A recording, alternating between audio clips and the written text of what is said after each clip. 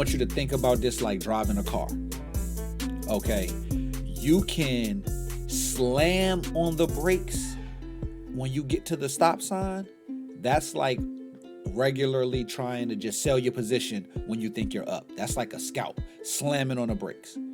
The stop limit order is like easing on the brake.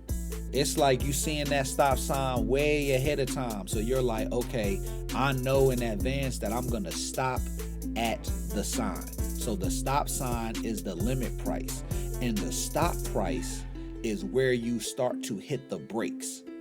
All right, so at 425, I'm going to start hitting the brakes and easing into that stop. And maybe I don't stop right at 415, right? Maybe I stop at 420. Maybe I stop at 425, right? But I need to start to ease on the brakes at 425 with a plan to stop at 415 when I reach the stop sign.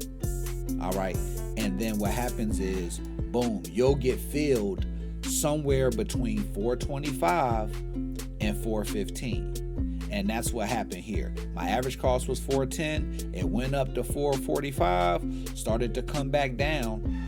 And when it got down to 425, see, it's at 430. Once it gets to 425, they're going to start looking to fill my order right here. And boom, my limit is 415, but right here is when they filled my order. All right, boom, I'm gone. So now I'm looking to see, what did y'all fill my order at?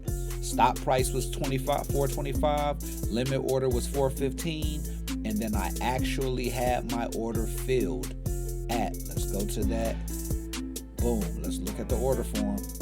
I actually had my order filled at 420. So they filled my order between the stop price and the limit price.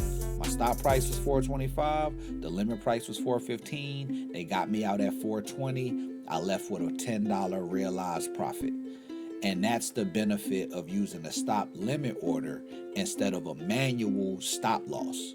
Okay, so you need to ask yourself, once you get up a little bit, up $20, $30, $40, you want to hit that stop limit order and put that limit right there in profit so that you can walk away. Maybe you leave and come back, it's running, you went up $20, you hit that stop, you put that stop limit in right there at 10 so that you leave with $10, you walk away, you come back, maybe it never hit your stop loss, you look at it, you up $300, $400, and now you can move your stop loss up. You can come back in here and switch it. Instead of the limit price being $415, now you can move your limit price up to $515. All right, $515 limit, $525 trigger. Up, it shoots up some more to $6. You come back in here and edit it. Limit price $585, stop price $595. And then eventually it'll stop you out so you don't have to cut your losses early. And that's something that I just had the aha moment about, and it makes a lot of sense now. Okay, so peace and love, good people. Peace and love. Looking forward to sharing more progress with you all. Please comment, like, and subscribe.